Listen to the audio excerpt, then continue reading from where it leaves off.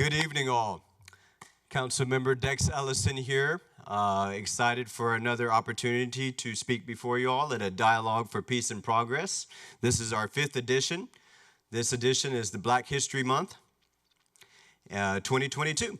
And we're excited to have a great panel and a great discussion for you all. Quick background on what this program is. It's an opportunity to give a platform to those in our community that we might not hear all the time from, to give them an opportunity to speak about different topics that we probably don't talk about that often, but to provide a place for that conversation to happen, and as the name suggests, have a dialogue for peace and progress. So I want to thank our panel for being here tonight. I want to jump right into it because I'm sure we're going to have a robust and great discussion this evening, so we're not going to delay that much further. So first we'll get into introductions of our panel. First we will start with our virtual panelists. And up first, I have Pastor Jonathan Banbury. Pastor Banbury is a dynamic public speaker, community organizer, and religious public servant. She is a graduate of Texas State University, where she received a Master of Arts in Sociology. She currently serves as the co-chair of the Black Performing Arts subject area of the Popular Culture Association and is a board member and secretary for the Dunbar Heritage Association. She's been married to her ride or die partner, Deacon Alex Banbury Jr., for over 27 years, and together they have 3 children. Thank you, Pastor Banbury, for being here this evening. Next, we have Nysa Bayo, a first-generation American, 17-year-old, our youngest panelist this evening. She's a student at Lehman High School and an aspiring healthcare professional. She stays active in the community by participating in Student Council, Nation Honor Society, and HOSA, which is the Future Healthcare Professionals of America. Thank you for being here, Ms. Bayo. Next, we're going to go to our in-person panel. Excited to have Ms. Janess Harding here this evening. She's a retired RN nurse. She moved to Kyle from Austin with her children in 1984. She was born and raised in San Angelo, Texas, and have been vocally pro-civil rights since childhood, especially after learning about various different things, including slavery. We want to thank Janess for being here tonight. She's been a supporter and a viewer of this program for a long time, and we're happy to have her on the panel. Next, I have one of our veterans, Ms. Vanessa Westbrook. I believe this is your fourth panel, excuse me, so it's certainly a veteran. Ms. Westbrook comes with a myriad of experience and expertise. She is on our Hayes Historical Commission. She was our chair for our renaming committee for Veterans Drive.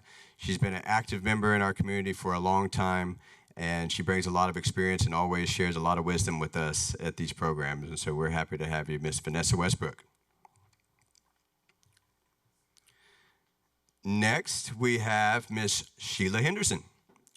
Ms. Henderson resides in Kyle with her husband, Orlando. They have resided in Kyle for over 24 years. They have 2 sons, Tyler and Kendall, who are both graduates of Lehman High School. Tyler attends Baylor University and is a member of the Baylor football team. Kendall attends Texas State University. Go Bobcats.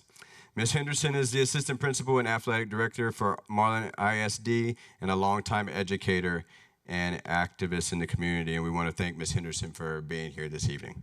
Thank you. And next we have, but not least, Mr. Anthony Davis. Mr. Anthony Davis is a longtime resident of Kyle, born and raised here, lived here his whole life, am I correct? Absolutely, that's awesome. And Mr. Davis is also on our Hayes Historical Commission here in Hayes County, and a very active citizen that we enjoy having around as well. Thank you for your participation this evening as well, Mr. Davis.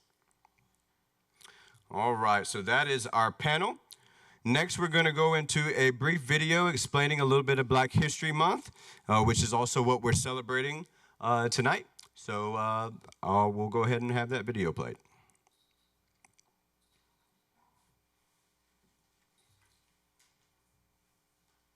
Turn now to Nightline co-anchor Byron Pitts.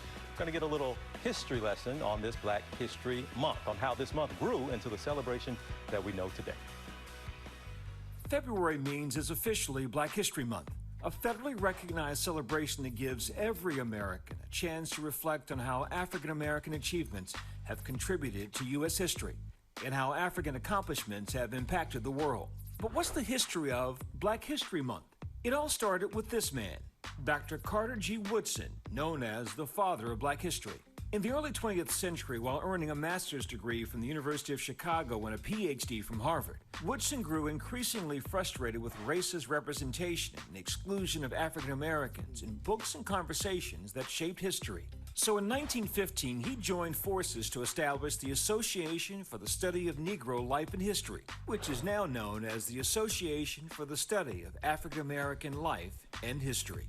Led by Woodson in 1916, the organization launched the Journal of Negro History, which published African American history and honored the achievements of people with African descent.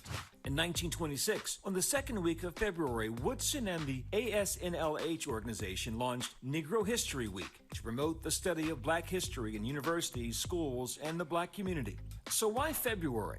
Their group originally chose the second week of February to include the birthdays of Frederick Douglass, who escaped slavery to become an abolitionist and civil rights leader, and Abraham Lincoln, who signed the Emancipation Proclamation. The growing awareness highlighted achievements in race pride within the Black community and gave all Americans a new understanding of Black culture. And during the Civil Rights Movement, civil rights workers opened freedom schools in the South, which embraced the week to celebrate the message, among other things. As Black Studies programs spread the movement to universities and campuses across the nation, the week transformed into Black History Month.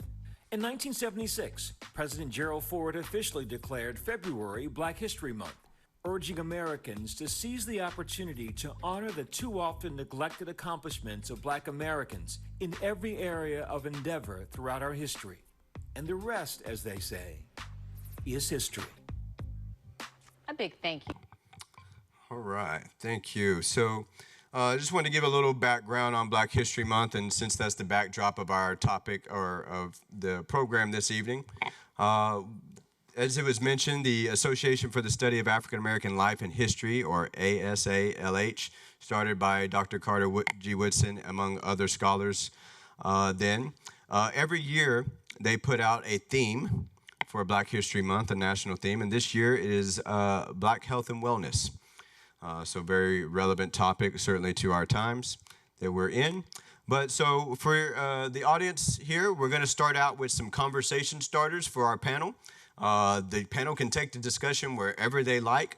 As far as those conversation starters go, I will just be moderating and moving the conversation along. I may come back and hone in on a response from the panelists, but ideally the panel is having a discussion with themselves here this evening and for all of us to enjoy. So let's kind of start out with some of the conversation starters. What does Black History Month mean to you? Why do you feel it is important to recognize and or celebrate it? Do we sufficiently recognize or celebrate the contributions and influence of Black people or African Americans? Where can we improve? From your experience and perspective, where have we excelled in taking care of our physical and mental health and wellness, and where can we improve in that area as well? So those are some general conversation starters for the panel. This is where I open it up. The fun little part about our program is our choose to speak and our choose to listen. Every part of a dialogue has two important parts: the person that is speaking and the one that is listening, equally important. So I'll go ahead and have our panel raise their paddles if they'd like to start off here.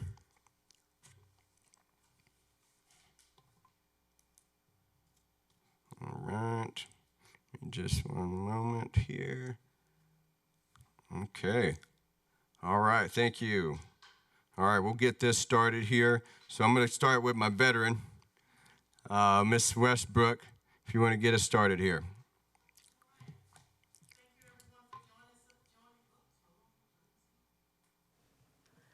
Thank you, everyone, for joining us this evening. It is always a pleasure to do this panel when I'm invited. As Dex said, I'm a veteran. So I'm going to jump in by saying, what does Black history mean to you? And I'm going to start with a very short story. So during the month of February, I tend to go around to high schools, middle schools, programs that focus on Black history. and I tend to dress up as Betsy Coleman, who was the first African American aviator in the United States. And as I walked into a school one day, in my decor to be Betsy Coleman, my little 15-minute show, I walked by a group of students and they said, "Oh, wow, Amelia Earhart." I proceeded to stop them immediately and explain that I was indeed Betsy Coleman, and I hope that they were coming to join us for the program so that they can learn more about her. Now, I start off with that story because do we need Black History Month? Yes, we do. We need to be able to have the folks who have made contributions, specifically African Americans, to our lives as we know them today, but we don't want to forget who these people are. And most may say, well, Betsy Coleman, now who was that again? Well, Betsy Coleman was the first African American female aviator in the United States. And she was not able to get her aviation license here in the United States. She had to go to Paris, France to get it. And the moment she got it, she returned home and she opened up a aviation school for colored people in the South, which started the idea of aviation. And the reason why I say that is because NPR had a gentleman on the day who was the first certified commercial airline pilot. He's now 86 years old, and I should have wrote his name down. I don't remember it, but they were interviewing him today, and he was talking about his love for flying. So with that in mind, I've heard someone say, well, every day is Black History for me, and I can say that for myself. But in essence, February is this month where we actually take a look at the contributions of African Americans and how they have made our life easier, have made things more successful for us. And if you went and looked at all of the things that you probably use in everyday life, you might see that they may have been actually invented by an African American, such as the iron board, but I'm gonna stop there. So the last thing I wanna say is that from the perspective of mental health, it has always been a taboo in the African American community to seek out mental health in regards to therapy. Going and talking to a therapist or having some kind of medical necessity to help with mental health. We tend to not want to have done that in the past, but that is becoming something now that is being brought forward. And I think one of the first time I really saw it happening was in our athletes, who are put under so much pressure for whatever it is that they have to do, be it their chosen athletic field or even representing the African American race, because we can all say there were issues where we were the only one and we had to be the person who had to carry the burden and be that person who's representing the African Americans, and all we wanted to do was just represent our family, not the whole race of African Americans. So I'm going to stop there, and that's my initial perspective. Thank you, Mrs. Westbrook. I knew you'd get us started really well. Thank you for your comments. I'm going to jump up to our virtual panelists, Pastor Jonathan. I want to get your insights on this. Well, just piggybacking off of what Ms. Westbrook said about the where have we excelled in taking care of our physical and mental health and wellness, and where can we improve? Indeed, spirituality and faith are areas where the African community have, I believe, excelled, because spirituality and faith have a connection with well-being. So it definitely is something that can improve well-being, and it's been something that we've practiced for generations and generations. But in something that we can improve is making sure that everyone has access to mental health, because I think that the pandemic has brought an awareness to the disparities and the mental health issues that were already present but were escalated as a result of the pandemic. But going back to some of the original questions, you asked the question, do we significantly or sufficiently celebrate or recognize the contributions of African Americans or Black people in America? And I'll answer that question with the question. And my question is, who's the we? So if we're talking about, your family members, church members, people in your own community, then yes, we can say that maybe we do sufficiently. We make a concerted effort in the month of February to acknowledge Black history and to acknowledge the contributions of African Americans. However, when we start talking about the collective we as institutions of learning, then the answer is a resounding no. We, the institutions of learning, do not do a sufficient job of recognizing the contributions of African Americans or recognizing and celebrating Black History Month. And as a matter of fact, I think that there's been concerted push in the last 2 years to go backwards in that regards. So, so that's kind of something that's been weighing heavy on me. Something that I'm concerned about is seeing the conversations about critical race theory as a conversation that's something that's being taken completely out of context and has no relationship to what the theory actually is. And so that's just, like I said, that's just a concern. I think we, as a community across all institutions and organizations and communities, should do a better job in being more inclusive in painting a complete picture of what history looks like, because African American history is American history. We've been here for over 400 years, and our contributions and experiences have happened in tandem and entangled with American history. Well, thank you for your comments there, Pastor. There's some things I want to dive in deeper on that. I don't want to pigeonhole Mrs. Henderson's comments, so I'm going to allow you to say what your comments were, and then I'm probably going to hone in on a little bit of that as well. Okay, just piggybacking off of what the two panelists have said. First, talking about African American history and is there a need for it? Absolutely, there's a need for it.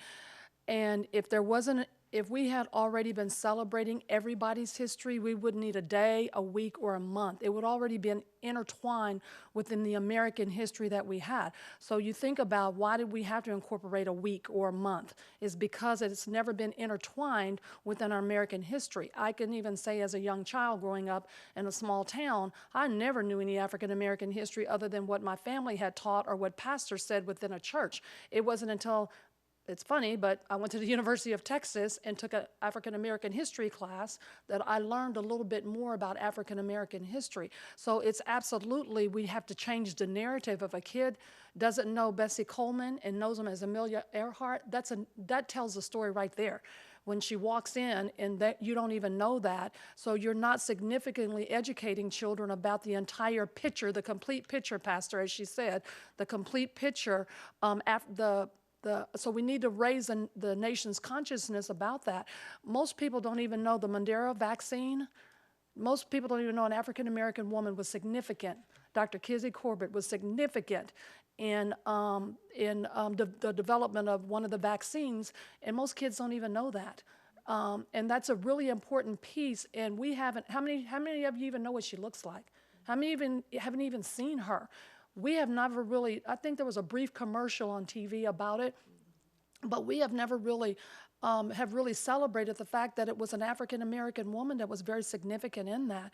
And so we have to continue to raise the consciousness so that we don't forget, because the contributions of African-American inventors and doctors and nurses, Charles Drew, that wasn't just for America, that was the world when he developed all the ideas about plasma and blood, and so that's everybody. And so when we look at the African American history, then we have to be very careful not to discard and just do for that month, and it just seems like every month, there's significant contributions every month, and I know there's another question about that. And then going to mental health, and I agree with what both panelists says. First of all, taboo in African American culture that we just, we don't, it's taboo to us. But if y'all just recently heard in the news, Regina King, African American actress, just lost her son to suicide. That's mental health. So mental health doesn't have a classism. It doesn't have a monetary value on it. And so have we come far enough? She just lost her son to mental health. So you can ask the question, with all the resources, are there enough resources out there when she just lost her son? And so have we come far enough? We probably haven't. We probably haven't provided enough resources and things, and especially in a post-COVID world, after 2 years, as Pastor said, you know, some of these kids have dealt with so much, and they were already dealing with mental health, and now coming in post-COVID, and we're still kind of in COVID. If you haven't been in a school lately, you know, kids are struggling, and so it's just become even more pronounced in that area. So we still have a lot more to do. Thank goodness we do have the spirituality of the churches and the faith base to be able to give some relief and resolve to some of that, but we still have a little bit more to go. Thank you. Really great response here. And I'm going to get, Janesse just raised her paddle to get in on the conversation as well. Janesse. As a healthcare worker, I have seen the reluctance on African American seeking just plain health care, not just mental health care. And so I really am very passionate about trying to make not just that, but all issues that face all of us, to bring them to the forefront so that we can deal with it. You can't deal with an issue until you admit it. And that's just not, doesn't work that way. And so as a healthcare worker, I would like to see us be able to bring in more people. I my son killed himself as well 5 years ago. And it was a mental health issue, of course. And he did not get the treatment that he needed either. So we really need to, all of us, realize that our mental health is crucial to our lives, interacting with others, and just for general health. Our mental health affects our entire body. We think it's separate. It's a separate entity. It's not. Our mental health is one of the, our brain is the largest organ in our body. And therefore, it is something that needs care. Thank you. Thank you for sharing something so deep and personal with us this evening.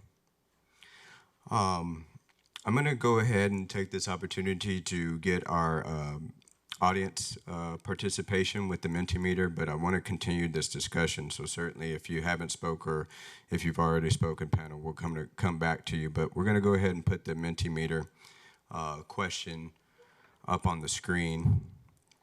And where you can find that, if you go to Minty.com, that is MENTI.com,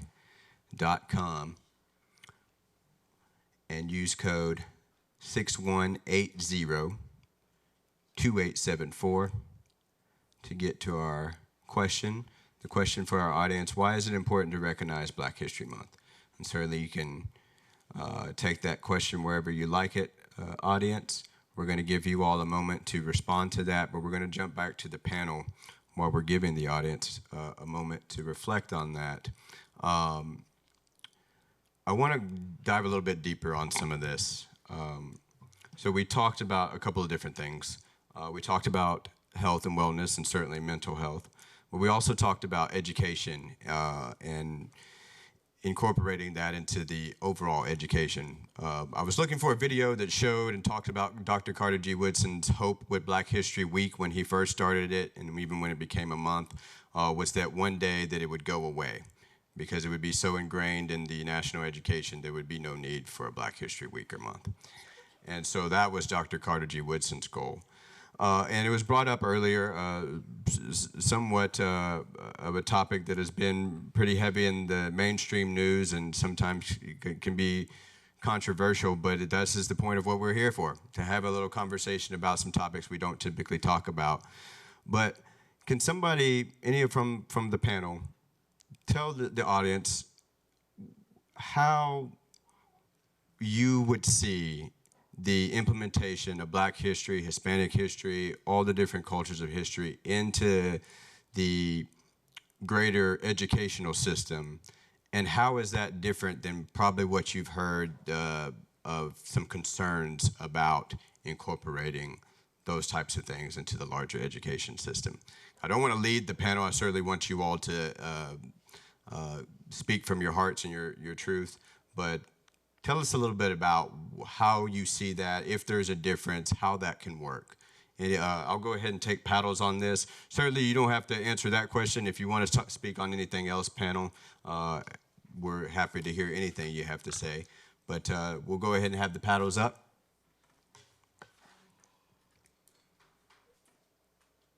All right, fantastic. All right, we're going to jump in and get some of those that we haven't heard from yet.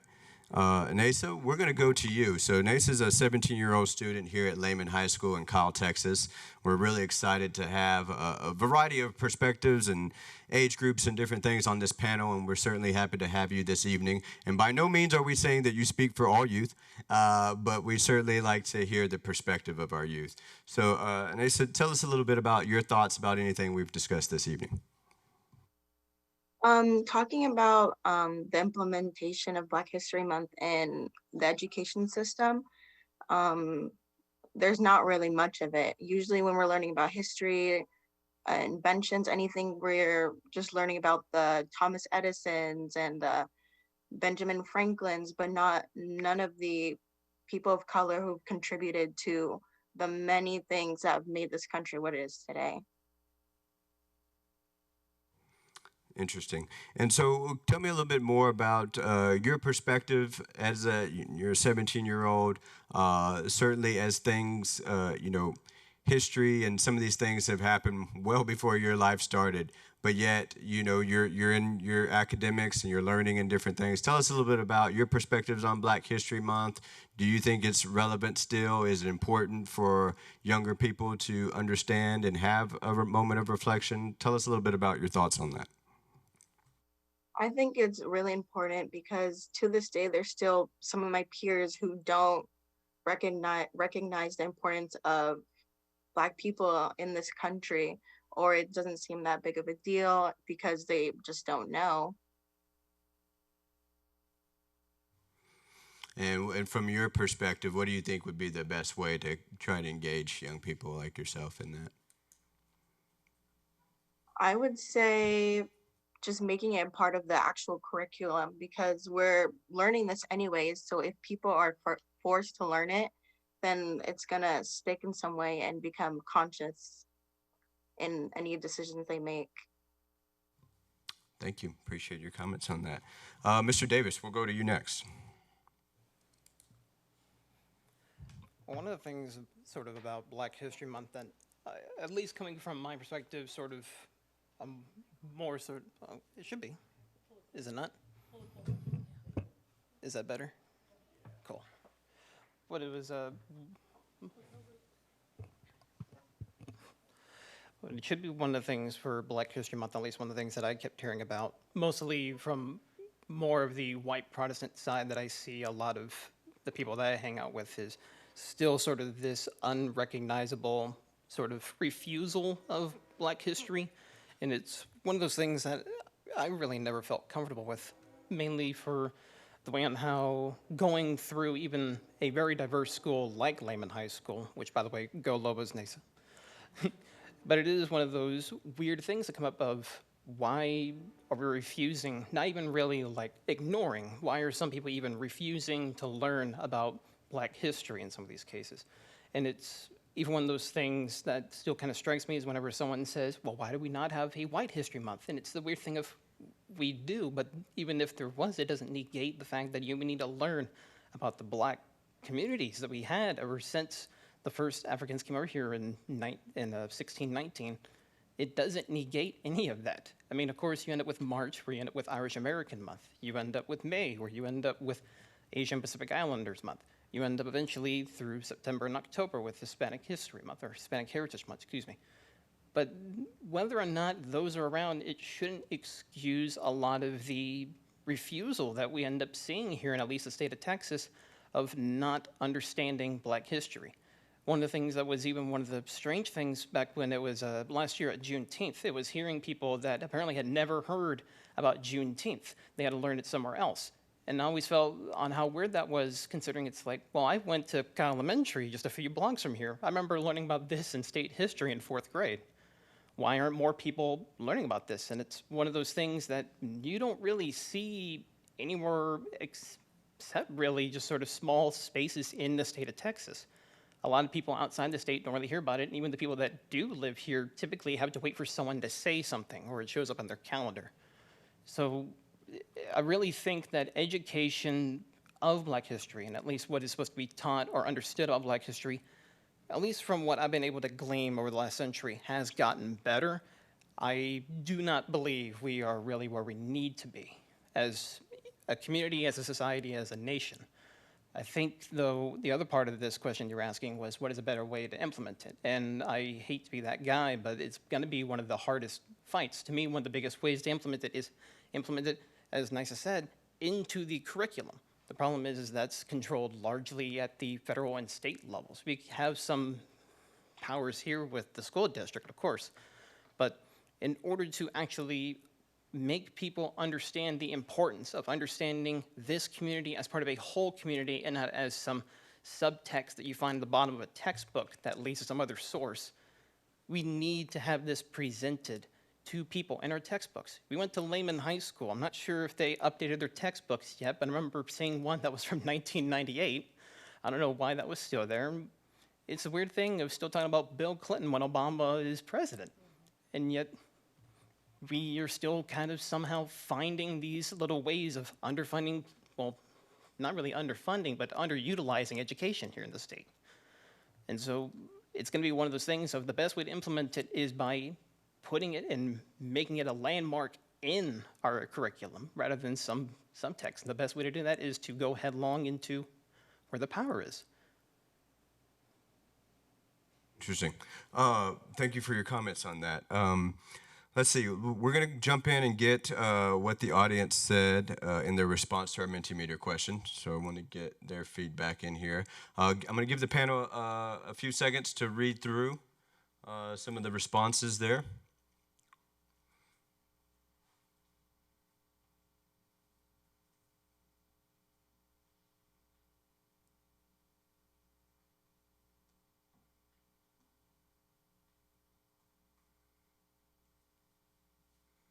Some really thoughtful comments there from our audience. All right, so I'm going to go back to the panel. Certainly, if you want to respond or comment to anything you saw as far as the responses from the Mentimeter question from our audience, you can comment there, or if you want to comment further on anything that's been spoken about here, we're going to go ahead and get the paddles up again.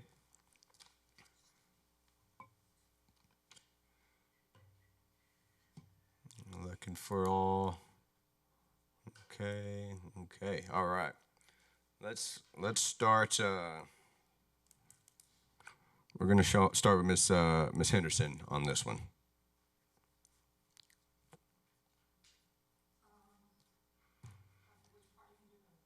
Whichever one you want to go with, and make sure your mic. Yeah, whichever one you want to go with. Either if you want to respond to any of the comments from our audience, or if you want to dive deeper into any of the other discussion we've had. Okay, let me say the comments that were put up were very thoughtful and right on point on a lot of different avenues.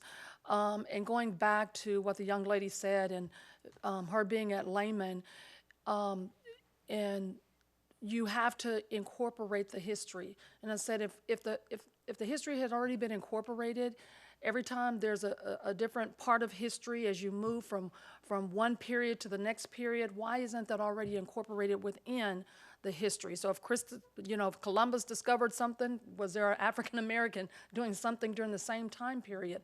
Why can't you do that? During the Civil War, if there were Anglo people doing, what were the African American? What was the Tuskegee Airmen doing during that time?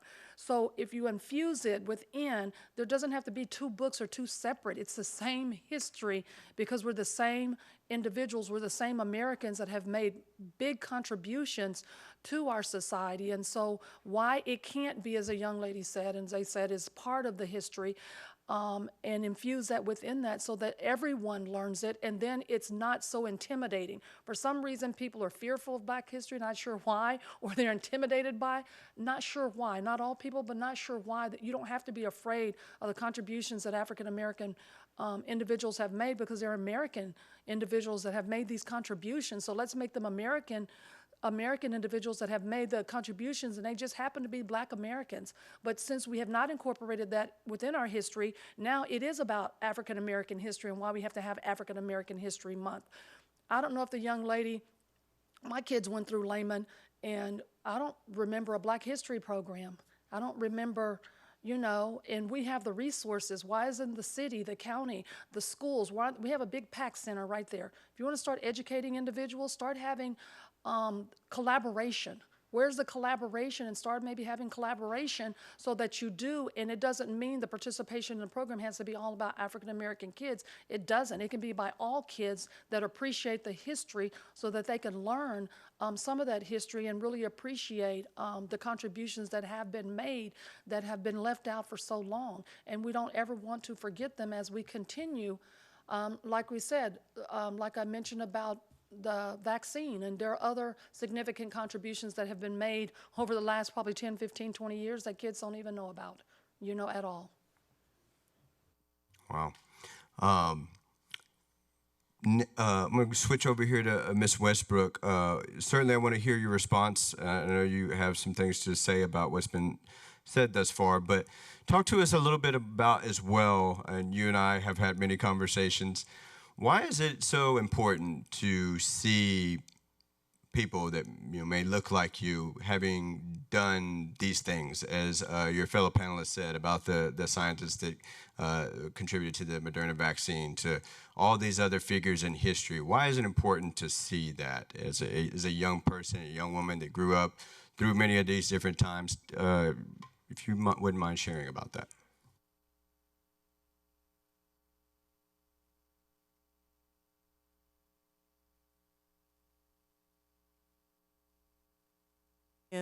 Are areas that we tend to stay away from because the taboo is that, well, you're not smart enough to be able to do it, so don't bother. So when you don't see people in those areas, then perhaps you think you can't actually go into those areas. And I know those of us who have been able to be successful in the engineering field, the science field, mathematics field, we spend a lot of time in giving back to our communities to show the young ones under us, yeah, I'm look like you, and I did this, so you can do it too. And I think it's that perspective that if you don't see somebody doing something like that, you don't believe that you can. So we've seen kids see people, you know, in entertainment, they see them in athletics, because those are the ones that they show on TV. But behind the scenes, the folks who are making their vaccines and the folks who are creating the ability for you to go up into space, which you all didn't hear about for a few years ago when it was called Hidden Figures, and I grew up with that all my life because at one point I was at NASA. So seeing those kinds of things make children of color now say, oh, wait, I can do that too. And just to hop on it just a little bit, it's not just African Americans, but it's Hispanic Americans, it's Native Americans, it's Asian Americans. So there's a wide variety, a diversity of people who are in these fields. But until children can see that face that looks like theirs, they don't believe that they could do such a thing. And we want to try to really get out and start promoting that overall. I wanted to jump in what Anthony said just a few minutes ago about the perspective of why there aren't such studies or African American people more in our history books. Let's talk about that. And that's because who was writing the history books at the time? Right now, there's something out called critical race theory, which I don't really think people truly understand. But the bottom line from what people's misconception of it is let's not talk about anything that causes another person to feel embarrassed. Did you hear what I said? Let's not talk about anything that causes another person to feel embarrassed. Well, children will say, why is it that I'm just not hearing about this? We don't want to talk about, well, we left them out. Well, why did you leave them out?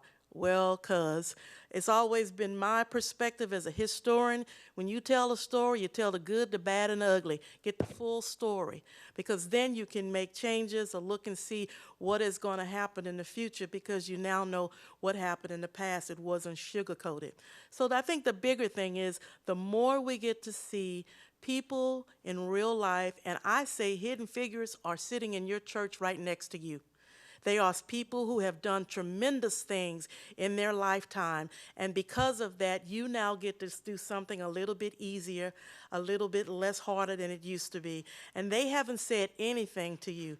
But if you get a chance and you're sitting next to a 76-year-old person, ask them what did they do in their past. You would be amazed at some of the some of the stories that they tell you to make you go, really? Because you had no idea, and they were sitting right next to you in the movie theater, at the restaurant, in church, at school, in line to pay your telephone bill. Wow, thank you for sharing that. We're going to go here next to Janess, and then we'll go up to Pastor Banbury. I was extremely embarrassed when I had never heard the story about hidden figures. Never. It was such a beautiful story, and I just felt so ripped off, for a lack of a better way of expressing it, that I had never heard. And I followed the space program throughout my entire life, because it all evolved as I was growing up. And I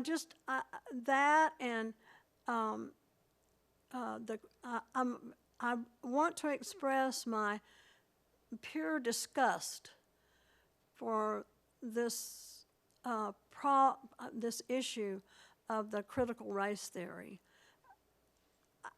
I just don't know when I have been at least more disgusted with people's response to teaching the truth.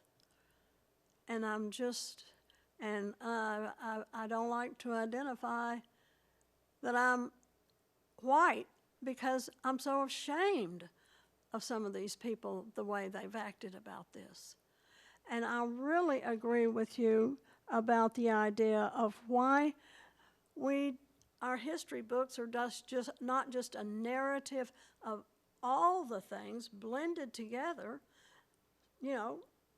Why do we have to make it separate? Well, we have to have a black section on what they did, and then we have to have a white section on what they did. That's just that's such a grand idea. Why in the world have we separated it? Is disgusting. Thank you for your comments, Janess. Pastor Jonathan, we're going to go to you here. I saw your paddle go up that you wanted to comment. Yes, and I was circling back to Ms. Henderson, but at this point, just about everyone on the panel that has spoken in the last few minutes has shared a similar comment, a similar sentiment. And the question that Ms. Henderson raised was, why is it like this? Well, Ms. Westbrook commented on that as well. And it is intentional. And I think that the sooner we get to the point that we realize and acknowledge and own up to the fact that these histories have been omitted, and the omission is intentional, to create one narrow perspective, one narrow view, one narrow story, because the victors are the ones that get to write the history. So we wind up having all of these other marginalized stories and narratives because we don't want to tell the whole story, because like Janess says, it is embarrassing. It's also painful. And it paints a quite a different picture and a different narrative of the America that we know. But we all live here. We all are familiar with the stories. But if we don't tell the whole story, then we get to be ignorant. And if you're ignorant, then you get to be excused from certain things.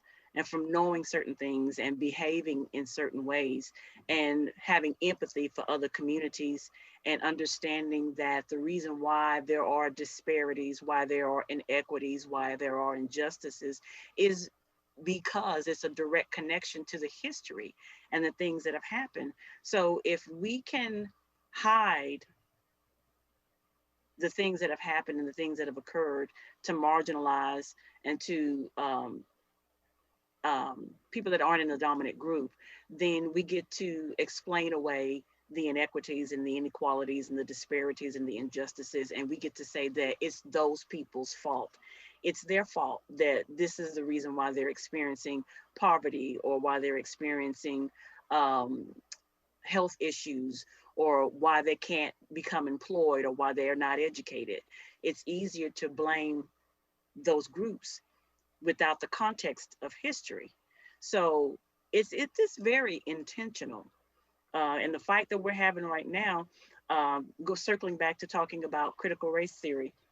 And in all honesty, you know, I have a Master of Arts in sociology, but that wasn't something that was heavily concentrated on with the studies that I did and my concentrations.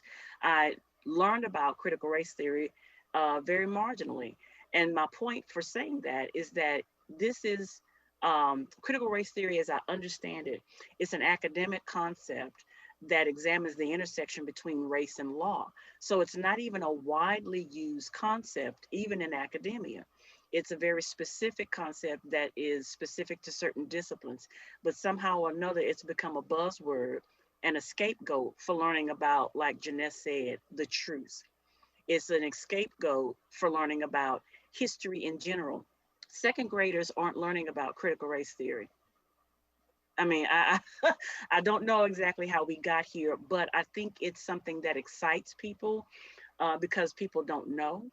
And if you say something like that, and people don't take the time to find out what it is and you've never heard it before, then it's intimidating. And people have jumped on this bandwagon to make an excuse as to why we don't talk about all of the things that have happened in America to Native Americans, to indigenous cultures, the indigenous tribes, to Hispanic people, to Asian people, to Black people in America. We were all here creating history, creating the America that we now exist and live in, but yet those stories are omitted on purpose. Thank you for your comments, Pastor. As much as I want to stay on this topic, we would probably go for, we do have two other sections, but I do want to get Ms. Bio back in just real quick. And a similar question that I asked Ms. Westbrook about why, if at all, maybe you might not feel this way, but is it important to see people in the history books or even currently doing things that, why is that important to see other African Americans, women African Americans, to you as a young person? Is that important? If so, why? I think it's extremely important because if you're constantly seeing the same group of people doing the same thing, it almost feels restricted to you, and you feel like, you know, there's not really a chance that you can go into that new set of doing something. Certainly. Thank you. Don't want to stop the panel. If you have any other burning comments that you'd like to have on this particular section, I don't want to miss those. But if we don't have anybody fire up a paddle real quick to speak, I'm going to move to the next section. All right, this next section here, second of three, is about this past year and a reflection. This is something we started last year with the dialogues, kind of reflecting on things that have happened. We've all been living through something very different than anybody of our generation and even past generations have experienced. So I want the panel to briefly reflect on this past year. What have you learned about yourself, your community, society as a whole? How has your life been impacted or changed over this past year, professionally or personally? And what do you feel is the best way to improve, repair, or build upon communities and have more constructive interactions with one another? We talked about these various different things. I'm sure it wouldn't be a surprise to say that there are, I'm sure, other perspectives and different things that have been shared today. How do we deal with those differences? How do we have constructive interactions with one another? I'll stop there and give that an opportunity to be spoken on there. We'll go ahead and get paddles to start this. All right, let me get your...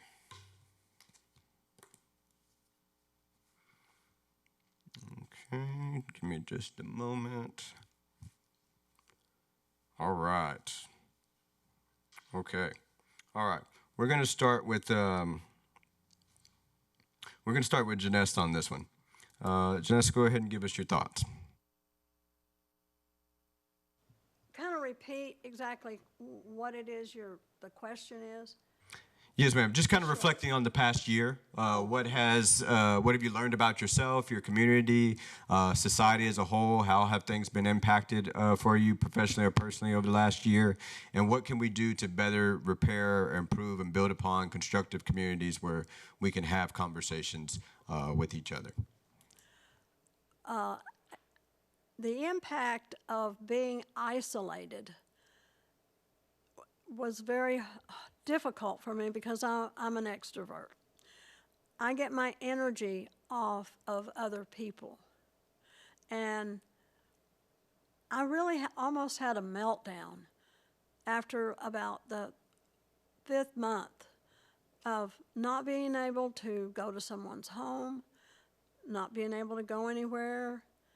I mean, all of it was, I believe, was necessary, but it wasn't easy. And I can imagine how that was for people that are more isolated, being that maybe they don't have the financial resources to just drive around or, be able to go somewhere. It impacted my life heavily because it impacted my son, my younger son. And he really suffered with the isolation as well. So I found out about myself that our need for each other is tremendous. Even the most, a person who really is not care about being with other people, or they don't mind being limited to just being at home, even those people have suffered as well. And I can't wait until we can all breathe a sigh of relief.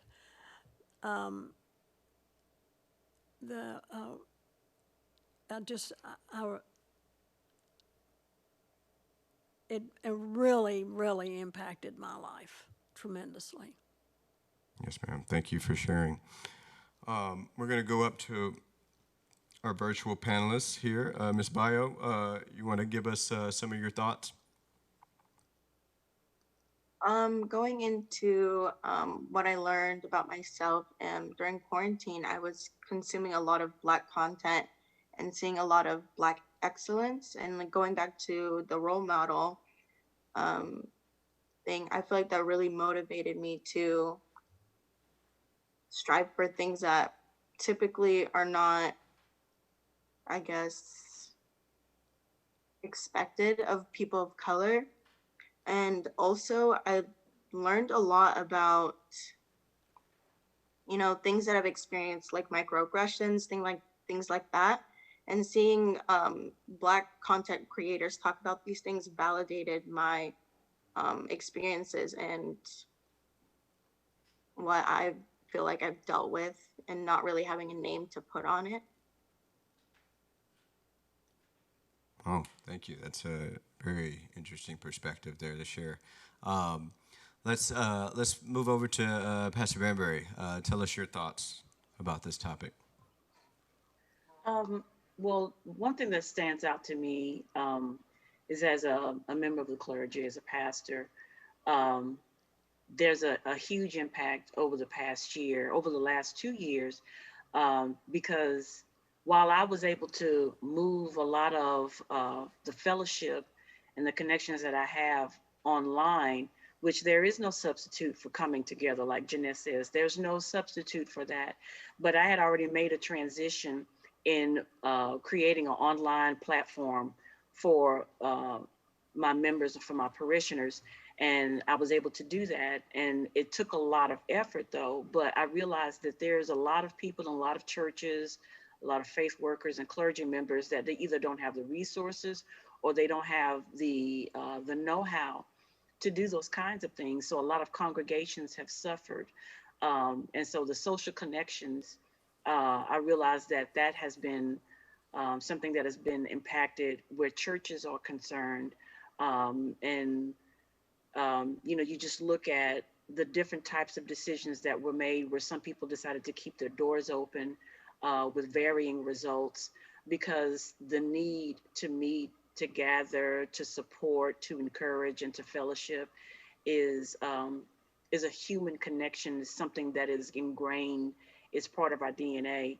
And that was a challenge to somewhat carry, you know, other people spiritually and emotionally and psychologically to be able to get through that. And we talk about healthcare workers who are the front lines during on the front lines of this pandemic, but you also have people like counselors and clergy that did a lot of the emotional work and the heavy lifting during the last 2 years. So that's just something that I wanted to talk about and bring up because I don't think we talk about how this may have impacted clergy or churches. I know there was a lot of debate about whether the doors should be open or not, but what it takes to keep a congregation together, to keep people encouraged, it's taking a lot of work, and it did take a lot of work.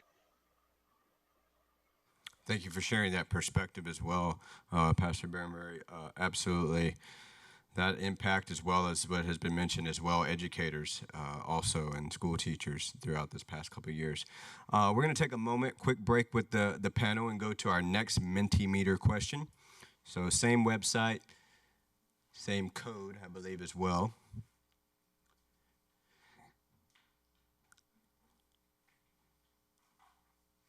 All right. Let's see.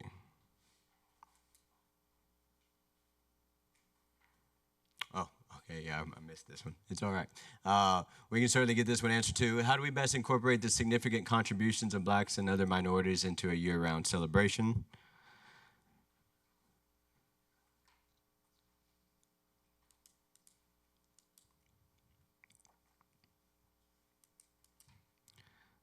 We're going to give our audience a moment to chime in on that, but we're going to go back to the panel here. Let me hear from a couple of our panelists we haven't heard on this topic. Do we have anybody else that'd like to speak a little bit about this past year and reflections and how we can build stronger communities?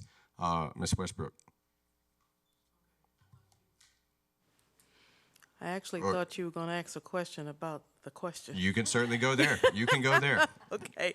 I think one of the things we should think about when we're talking about what is being taught in our schools, a lot of that can be connected to the community's push to have certain things added to our curriculum. There are opportunities to have electives as well as certain textbooks used in a school district, and a community group could actually go into a school board strongly making suggestions that there be some changes to the curriculum. If we think about Hayes Consolidated School District, for instance, when there was a need to change the mascot as well as some of the things that were utilized over at Hayes, it was the community members who went to the school board and asked for changes. continue to push that things be renamed, done differently. That led from the school mascot to the renaming of certain streets to be changed to not reflect the old way of thinking. And it was the community who pushed this through. So I think what I'm saying is, as the community joins forces together and work as a collaborative team, they can go in and request make changes, to ask, and as well as to demand that certain changes be made in order for our students to get a holistic view of certain things.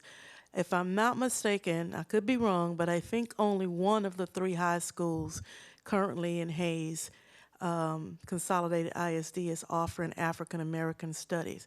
And maybe I'm wrong, and maybe all 3 of them are doing it, but I know that one of the 3 for sure is doing an African American study class. So in general, when the community collectively comes together, they have a huge component to be able to go in and make some changes to things that they'd like to see to happen in their own hometown. The same thing can happen when you have grassroots organizations that go to the State Board of Education in regards to certain textbooks or certain curriculum. They too have the power to move things on the meter to make things change more positively if we want to show various types of groups of folks and the contributions that they have made. And in my past tenure of being at UT, I spent a lot of time at State Board of Education meetings making changes to the field of science. I was a science girl, still am, and many things that are now being taught in our schools are because we've gone through the State Board of Education as a speaking force to say we demand to see these changes, and we have facts and we have evidence behind us to make a difference in what should be happening. And those changes did happen to occur. So I want to leave us with saying, as we go back out and think about changes and things that we want to see in regards to this month, as well as any other month where different minority groups are being represented, what can we do as a community to make such changes occur? Thank you. Yes, well said there. I'll give the panel a moment. We have a number of responses in our Minty question.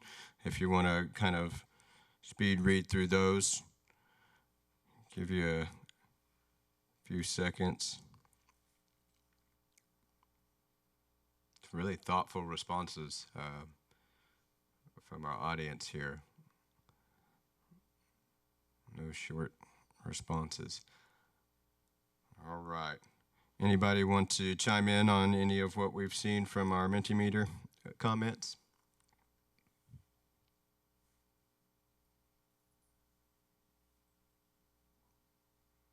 Ms. Henderson. You're good. Looking at some of the comments, and there's some truth to everything that's being said, and as my fellow panelists said, one, changing the curriculum at the state level, State Board of Education. You know, we do have a voice, and collectively as a voice and as a people, we're strong, not just Black people, but all people who have similar visions and share the same cause or are passionate about the cause. Then you use that collective voice.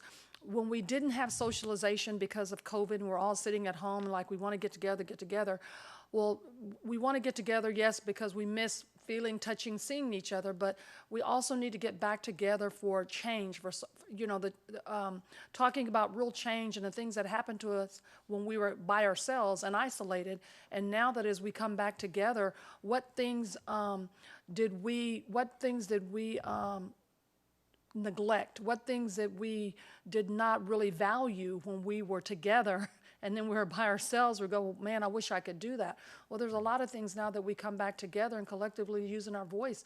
And as my fellow panelists said, you know, going to your school boards collectively as one voice, going to the State Board of Education, demanding changes within the curriculum. You know, why is only one school having African American studies as a as a choice, and all 3 schools don't have that as a choice. And so all kids having that opportunity to be able to do that. And the other thing is diversity within staff and within schools.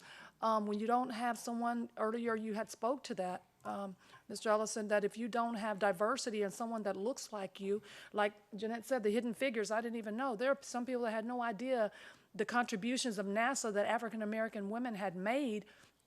And so there's some young girl that could have been a scientist had she seen that movie and had known that, yes, I could do that, and being able to do that.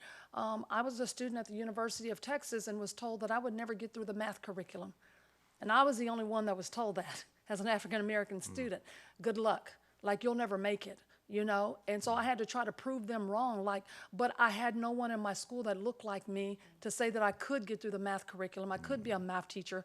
I could be, and I could do those things, but I never had anybody look like me, so I had to find my way on my own to figure out that, yeah, I could do it. And so you do need diversity within a school district, you know, especially when you have a diverse population of students.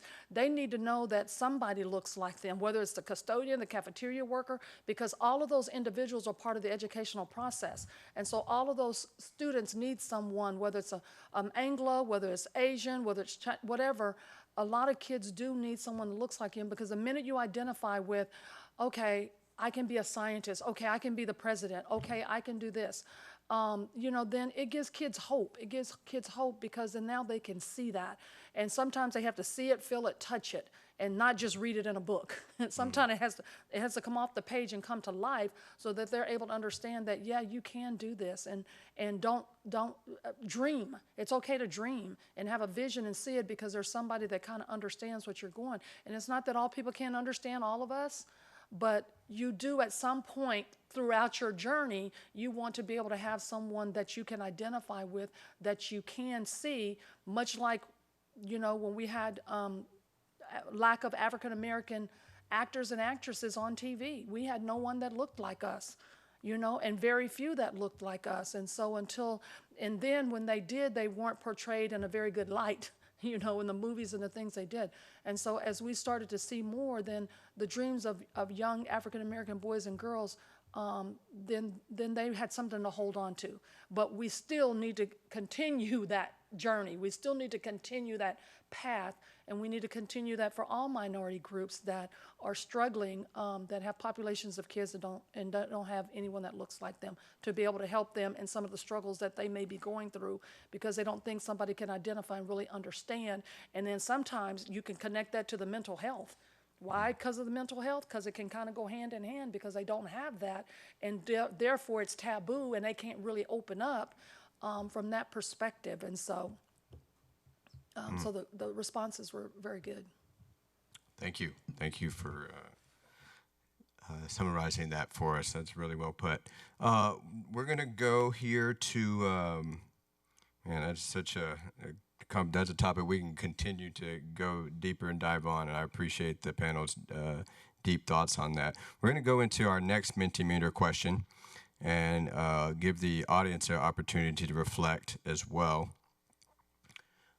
This is a word or two describing, so I'm narrowing you all down, audience. You all have done a great job with your responses, but here I'm asking for one or two words describing your impressions or feelings of what our society or relations within our communities need now more than ever.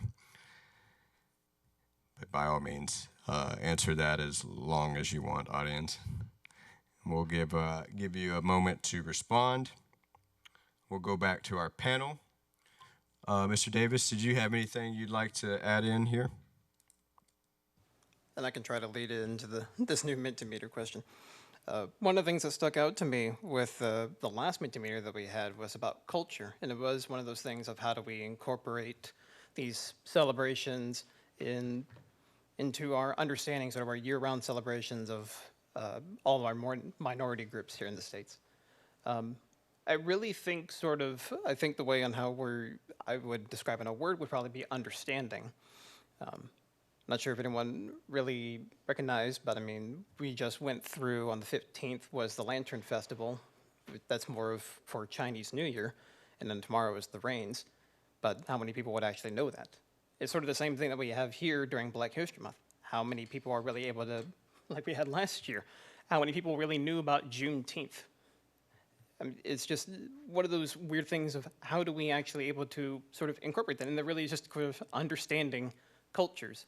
And so it was one of those responses that we saw in the Minty meter really was about cultures. We always talk about countries during our curriculum. Anytime that we're talking about usually like world history, or even if you're going more into Eastern or Western civilization classes, you would see a bit more just talking about countries and history. What seems to be lacking, and where you would probably go into places like University of Texas or Texas State, is where you start delving more into the actual cultures of these areas, starting to actually kind of learn and understand why was this celebrated, why was this sort of the understanding at the time, why did people believe this, why did people think this way. And while America is a small and young country by a lot of the other long civilizations that we've had, America is a mix, at least the way how I grew up, was a melting pot culture. And of course, eventually that got dashed down, but at least the more and more into contemporary America, we are a mixing pot culture. And that really is just kind of one of the things of people don't seem to understand that American culture is a culmination of cultures.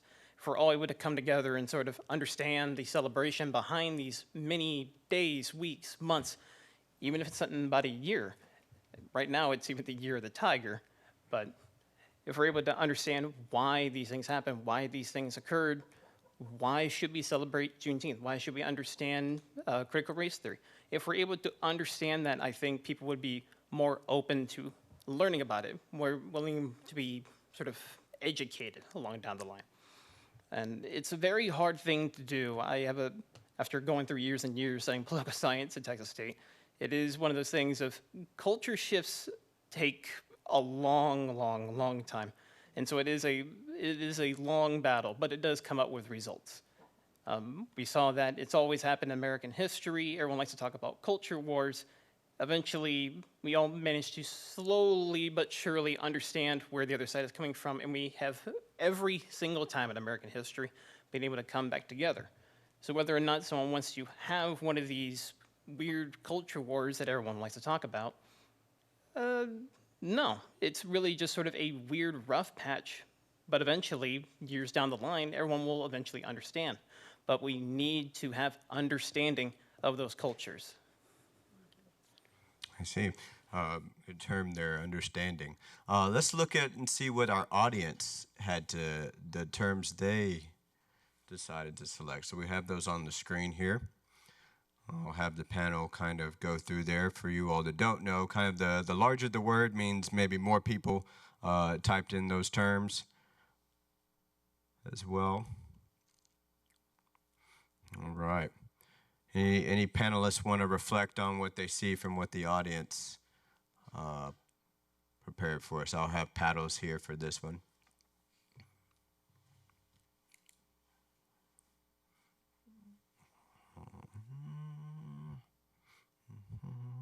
Okay. Ms. Bayo, we're going to start with you on this one. Looking at the Mentimeter, one word I don't think I saw was conversations. And I say that because a lot of the times when we speak about Black history or race in general, people get uncomfortable. They don't want to talk about it and just, ignore it. And I think that's one of the bigger issues, because the more we talk about it, the more comfortable people become with it and accepting it and identifying it. We had a teacher recently, a long-term sub, who took initiative and had a discussion with us about the importance of Black History Month, and not made it a requirement, but encouraged us to our class to find someone in Black history who was important and make a poster about it. And I feel like that conversation really motivated people to do it. Everyone in our class took initiative, and now the wall outside of the class is covered in all these Black figures. Well, thank you for sharing that. Let's see. Next, we will go to Ms. Westbrook. So I took a smaller word, meaning that it didn't have as larger size to it, meaning not a lot of people mentioned it, because empathy was right in the middle there, so people probably sent that in a lot. The one I looked at was less fear. And that caught my eye because, in essence, when we tend to have issues with another group of people or with someone we don't know, it's a matter of fear. It's the idea that I don't know anything about them, I'm out of my comfort zone, and then we may jump to conclusions about that particular person or group. And so when the fear is removed, you have a dialogue possible for conversation, for people to get to know each other. I don't know if you've ever noticed, but if you're ever in a group of people, and let's say they're from different backgrounds, they have different nationalities, or they're different cultures, and they're sitting down and they're having conversations with each other. I've been in those kind of instances. We're able to say whatever we want to say on our mind, and everybody is okay with that. And the idea of being able to ask somebody a question because you're trying to understand is less fear. The fear is don't ask the question, don't stand out, don't be the person who's going to say something for fear of repercussions, but sit back and just don't do anything. But the person who goes and asks the question, and in many instances, all it takes is asking a question and getting an answer and getting two people to see how much they really do have in common. Because in essence, we are all humans. Dex and I have conversations all this time. I like to stay away from words as black and white, because from a scientific perspective, there isn't a white person in here. There's pink people, if you look at skin color. There's dark brown, there's light brown, but there's really no black person, because that's black as far as I'm concerned. Now remember, that's a scientific perspective, but I do understand the sociology perspective of it, why we have these silos that we want to put people in to have some kind of identification. But if we walked into a room and said, I need to find a human, oh, here, they're all humans, okay. Now, you know, my friends laugh at me because when I say when we start having Klingons and Kardashians and people from other worlds coming in, then we can say, I'm with the humans over here. We're not going to see color, we're just going to see humans. So that's, everybody that's looking at this, I'm being a Trekkie now. But seriously, it's the human race. So when you say to me, what kind of race am I? I'm going to say, well, I'm human. What do you mean, what kind of race am I? Oh, you mean what nationality I am? What country am I from? What's my religious belief? That I can tell you more about. But if you ask me about race, I'm going to tell you that I'm a human, just like everybody else in this room. Not unless somebody is here secretly being another alien of some kind. Okay, I'm going to stop. But anyway, the idea of less fear. When we don't have fear, then we're able to have conversations and able to talk to each other and able to find out how much we actually have in common. We all have children. We all have that in common. We all live in Kyle. We all have that in common. So what are the things that we share in common that makes us able to have conversations with each other, as opposed to having that fear of trying to single out how you are different from somebody else? Okay, I'll stop. Well said. Thank you. I appreciated that. We do have one section to go, but I want to get Ms. Henderson's thoughts on this topic here before we move to the next one. Ms. Henderson. Okay, my panelist to my right here was so very well spoken on fear that I don't really have to elaborate too much more on it, except for the fact that fear does stop us. And fear stops an Anglo person from really expressing or asking a question that they really don't know, but we come down on them, oh, you're racist or you're this or that, but they really truly don't understand. And ignorance is a lack of education, is I don't understand in that area. And so therefore there's fear all around, because if I don't speak up, then that's not good. And if I speak up to ask the question, then I'm getting chastised for why I did. So fear is a big factor in a lot of what we do as we relate to talking about African American history or Black history or racism or critical race theory or anything, because of fear of what we might say, because we don't phrase it the right way, we don't say it the right way, and if we don't, then we're chastised by it. But my word, action. We can talk, and as a young lady said from Layman, they talked about it, then they moved to action.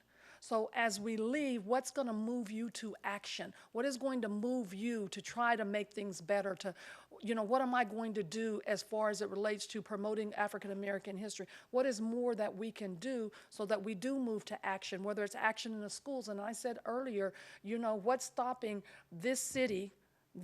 I'm put them on the spot. What's stopping, the resources? You got a PAC center. What's stopping us from having a grand celebration that you actually move to action and actually educate people by showing them and telling them the stories and move past the conversation so they can go, wow.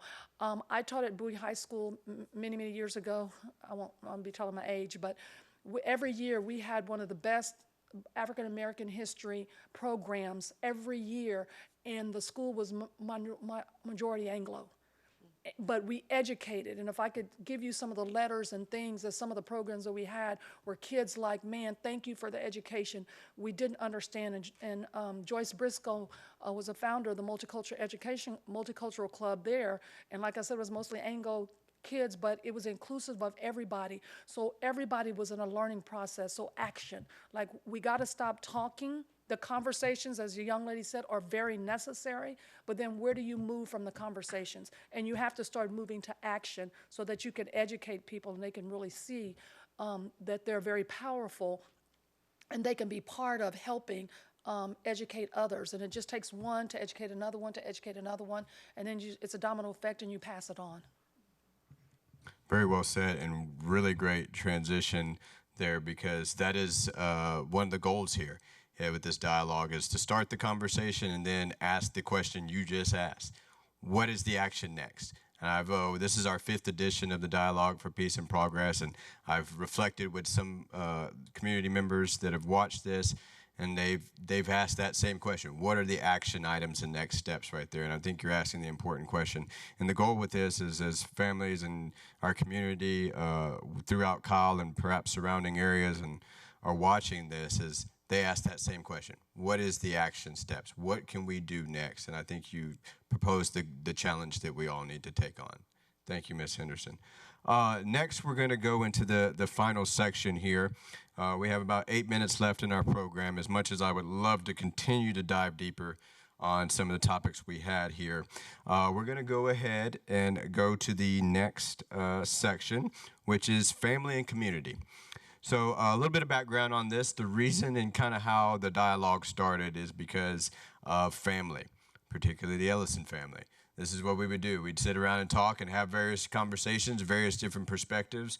And, sometimes it may be a little bit more heated because it's family than what we're doing in this environment, but that's all good. And that's the point here. And so I'd like to give the panel an opportunity to kind of reflect on whom inspires them, why they do what you all do, the great things you all do in our communities, in our schools, and in your professions.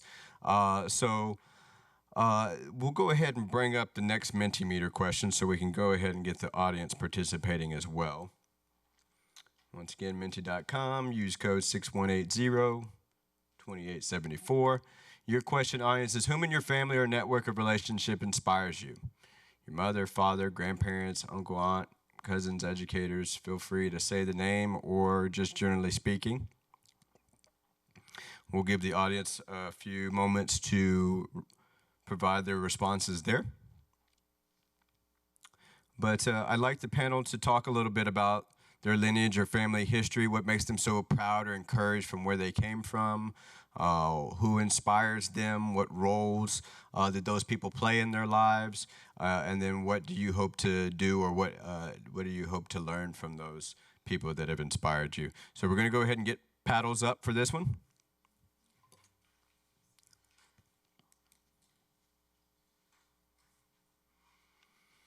I'm sure everybody probably wants to share on this. Fantastic. All right. So we're just going to go through here, and we're going to start with Pastor Jonathan Banbury. Oh, okay. I wasn't expecting to be first, but okay. No, my mother and my father inspired me, and I have aunts and uncles. But one of the things that I've learned recently is that I'm a fifth generation Texan. I took one of those ancestry tests, and I learned that I'm fifth generation. And my sister and I, we talked about that at the Juneteenth celebration after it was over, probably a couple of years ago. And we just kind of reflected on that. And having that knowledge and knowing that we go back 5 generations in the state of Texas kind of grounds you. And I think that's important as an African American, as a Black person, that we often don't know the whole of our family history. We don't know how many generations we can count back. But having learned that, and having learned the history of my parents and my grandparents and how much they've overcome and how they inspired us, and how my dad in particular inspired me, to pursue higher education. My mother didn't even finish high school, but yet, and still, she was an entrepreneur. She had multiple streams of incomes and created her own business. With the information and the knowledge that she had. So that's very inspiring to me, that it doesn't matter where you come from or how much you have. It's the persistence and the perseverance. And that's what's inspiring to me. And also having knowledge that I learned through the DNA test and the ancestry test of my West African, East African, and North African roots. So being able to draw from that and find strength in that, and to learn more about where I came from, that's important. So that's where I draw inspiration from. Thank you. Thank you for sharing that. I can see how you would. Nasa, we're going to go to you. I think that one of the people who really inspire me are my parents. They were both born in Africa. My dad is from Guinea and my mom is from Mali, West Africa, but they're both originally from Timbuktu. And I think that's something that's really inspired me, is just being able to be lucky enough to know where my family comes from and being able to be actively involved in that culture, which is something that a lot of people don't get to experience, like, from the jump. That is impressive. You're absolutely right about that. Thank you for sharing that. Very, very well spoken, and thank you for your contributions tonight, Ms. Bio. Next, we're going to get our in-person panel. Just want to keep us concise a little bit, but we're going to start here on my right and work inward here. Mr. Davis, tell us a little bit about what inspires you. I hate to be sort of this weird catch-all guy, but I am going to say society sort of as a whole, which I would sort of put down into general experience. What kind of inspires me is sort of a strange upbringing of every little bit of everyone sort of hinting, just sort of embedding any kind of pieces of themselves that they can put into me. And it's just sort of going through it back in first grade, going through Miss Sari's class and sort of helped me understand the different cultures, and going through the whole start of this political thing, even back to where she talks about how back then I wanted to be president of the United States, and apparently that's kept with her ever since. Going into second grade and playing MLK in the second grade, whole history sort of debacle, going through into third grade and coming into the city of Kyle, learning all its landmarks, all of its neat people that were here, all of its markers, all of the fantastic sort of historical monuments, really, including the train depot that we have right across the street from here down from City Hall. And then even all the way up into Dr. DeSoto, Dr. Faber, Dr. Castillo, all the way down at Texas State. I mean, it's really kind of hard to pinpoint on really any one person, I would say, that doesn't inspire me in some way. It could be someone that I haven't spoken to in years. I had a friend, Rashad O'Neal, who was a black kid that went to Hayes High School back when they still had the Dixie flag as its main flag. And he liked to talk about on how sort of odd it was for him to be there, all of his experience that was going on there. And it's even that small bit, even though he hung out more with my brother and I never really saw him that much, it was the fact that I knew him is what still inspires me today. Even all the way into now, after I learn more about cultures, understanding how the political world works, how all of us are able to still be here together to have this dialogue in a local government institution as private citizens here today, still able to talk freely about this. To me, that's inspiring. It's amazing that we're all still able to be here and talk openly about this. We really always kind of think, and even Dex, you open it up with, this is meant to talk about stuff that we don't normally talk about. That in itself is inspiring, excuse me. But I hate to be that catch-all guy, but really every little thing throughout my life really kind of slowly inspires me. And that includes my mother, father, brother, all friends, even enemies. Thank you. That was very, very thoughtful. Real quick, could we get the responses of the audience here? I just want to give them that opportunity to have their shine and give their folks their flowers.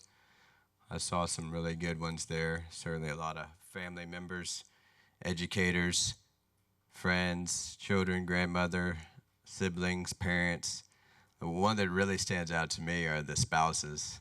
That's some relationship goals right there. You get inspired by your spouse. That's really cool. We're going to go next to Miss Henderson.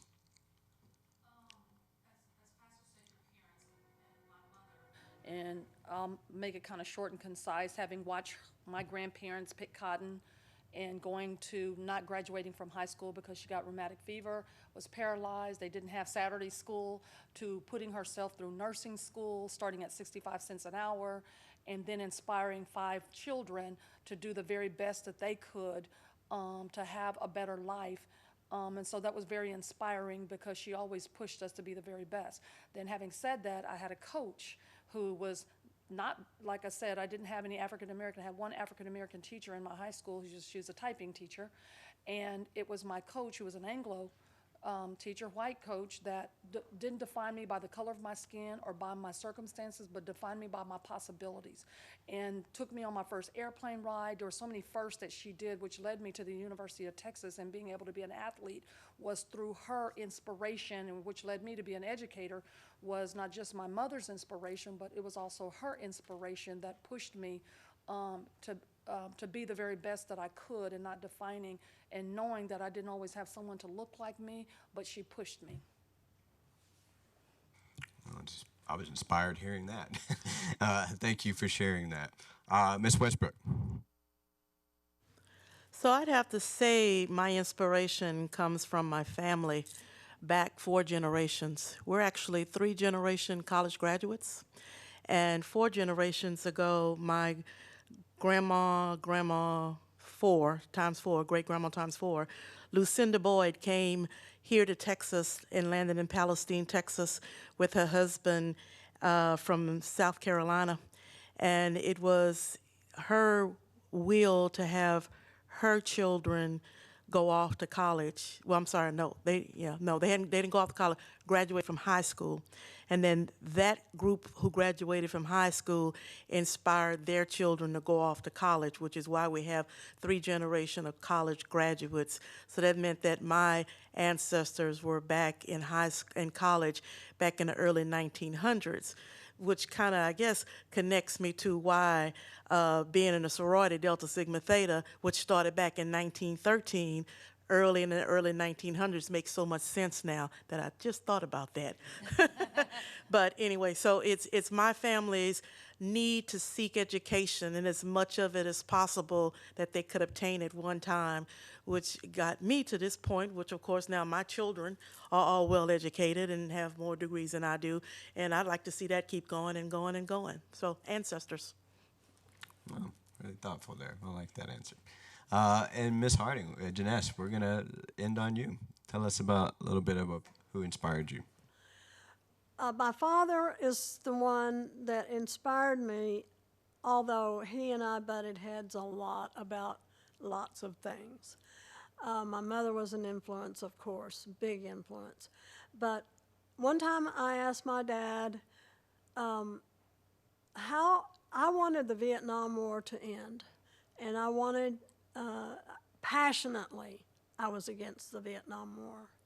And so I pinned my dad down and I said, how can we get this done? How can we stop this? And he was okay with it, the war. And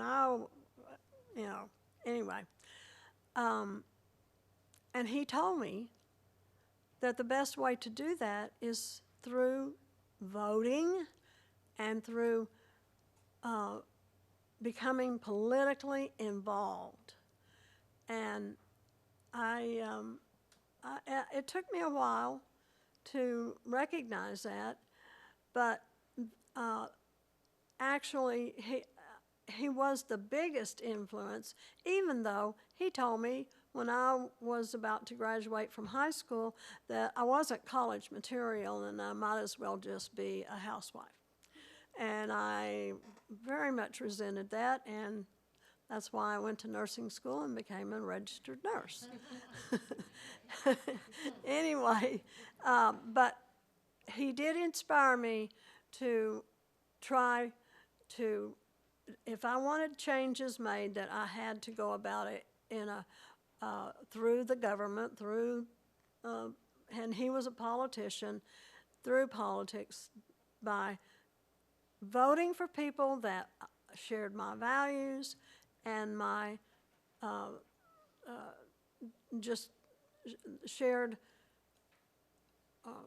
values, and trying to think of the other word, but anyway, and I have done that. I have become almost too political and almost too politically involved, but I am very politically involved, and I encourage people to vote. Well, that's a good thing to end those comments on. I couldn't agree with that anymore. Once again, thank you to the panel. We're going to get up the final, if we have, can we get the final Mentimeter question just to give us something to work on going forward? Panel, audience, we have one last question for you. One word to describe this event or topics to discuss at future events. We're planning to come back again in June and then in the fall with the backdrops of Juneteenth and Hispanic Heritage Month. To further discussions, we're always looking for panelists, so certainly panel, if you know anybody or if you're watching, know anybody who might want to be a part of these discussions. We're looking for people of all different backgrounds from our community, residents, business, community, you name it. We love to have perspectives here on our panel. While we're getting that through, I just want to, we have some audience here, if we could get a round of applause for our great panel this evening.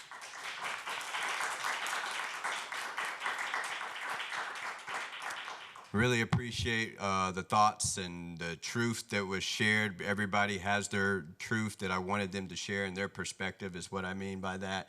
And so we heard a lot tonight. We heard some raw, honest feelings. There were some personal things shared tonight. And so I am certainly speaking on behalf of the city. We're very grateful for our panel to be a part of this and having this discussion and giving us all something to think about. So let's go back and look here at what our audience is saying as far as describing the event or future topics.